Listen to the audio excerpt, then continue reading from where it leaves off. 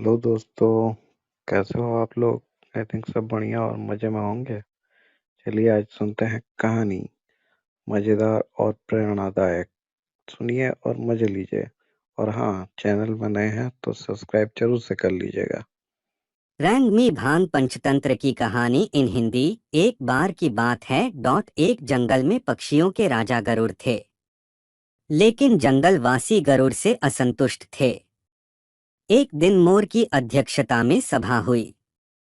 मोर ने भाषण दिया, साथियों, गरुड़ जी हमारे राजा हैं, पर मुझे यह कहते हुए बहुत दुख होता है कि उनके राज में हम पक्षियों की दशा बहुत खराब हो गई है। गरुड़ जी तो यहाँ से दूर विष्णु लोक में विष्णु जी की सेवा में लगे रहते हैं। हमारी ओर ध्यान देने का उन्हें समय ही नहीं मिलता। हमें अपनी समस्याएं लेकर जंगली चौपायों के राजा सिंह के पास जाना पड़ता है।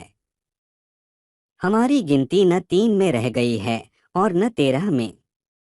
अब हमें क्या करना चाहिए, यही विचारने के लिए यह सभा बुलाई गई है। तभी यह प्रस्ताव रखा गया कि हमें नया राजा चुनना चाहिए जो हमारी समस्याएं हल करे और दूसरे राजाओं के बीच बैठकर हम पक्षियों को जीव जगत में सम्मान दिलाएं। मुर्गे ने बांग दी कुकड़ू कून। मैं प्रस्ताव का समर्थन करता हूँ। चील ने जोर की सीटी मारी, मैं भी सहमत हूँ। मोर ने पंख फैलाए और घोषणा की तो सर्वसम्मति से तय हुआ कि हम नए राजा का चुनाव करें, पर किसे बनाएं हम राजा। सभी पक्षी एक दूसरे से सलाह करने लगे। काफी देर के बाद सारस ने अपना मुंह खोला, मैं राजा पद के लिए उल्लू जी का नाम पेश करता हूँ। वे बुद्धिमान हैं, उनकी आंखें तेजस्वी हैं, स्वभाव अति गंभीर है, ठीक जैसे राजा को शोभा देता है। हार्नबिल ने सहमति में सिर हिलाते हुए कहा, सारस जी का सुझाव बहुत दूरदर्शितापूर्ण है। यह तो सब जानते हैं कि उल्लू जी लक्ष्मी देवी की सवारी हैं। उल्लू हमारे राजा बन गए तो हमारी दरिद्रता दूर हो जाएगी। लक्ष्मी जी का नाम सुनते ही सब पर जादू सा प्रभाव हुआ। सभी पक्षी उल्लू को राजा बनाने पर राजी हो गए। मोर बोला, ठीक है, मैं उल्लू जी से प्रार्थना करता हूँ कि वे कुछ शब्द बोले। उल्लू ने कहा, भाइयों, आपने राजा पद पर मुझे बिठाने का जो निर्णय लिया है उससे मैं गदगद हो गया हूँ। आपको विश्वास दिलाता हूँ कि मुझे आपकी सेवा करने का जो मौका मिला है, मैं उसका सदुपयोग करते हुए आपकी सारी समस्याएं हल करने का भरसक प्रयत्न करूंगा। धन्यवाद। पक्षियों ने एक स्वर में उल्लू महाराज की जय का नारा लगाया। कोयले गाने लगी। चील जाकर कहीं से मनमोहक डिजाइन वाला रेशम का शाल उठाकर ले आई, उसे एक डाल पर लटकाया गया और उल्लू उस पर विराजमान हुए। कबूतर जाकर कपड़ों की रंग बिरंगी लीरें उठाकर लाए और उन्हें पेड़ की टहनियों पर लटकाकर सजाने लगे। मोरों की टोलियां पेड़ के चारों ओर नाचने लगी। मुर्गों व शतुरमुर्गों ने पेड़ के निकट पंजों से मिट्टी खोद खोद कर एक बड़ा हवन कुंड तैयार किया। दूसरे पक्षी लाल रंग के फूल लाकर कुंड में ढेरी लगाने लगे। कुंड के चारों ओर 8-10 तोते बैठकर मंत्र पढ़ने लगे। चिड़ियों ने सोने व चांदी के तारों से मुकुट बुन डाला तथा हंस मोती लाकर मुकुट में फिट करने लगे। 2 मुख्य तोते पुजारियों ने उल्लू से प्रार्थना की थे, पक्षी श्रेष्ठ, चलिए लक्ष्मी मंदिर चलकर लक्ष्मी जी का पूजन करें।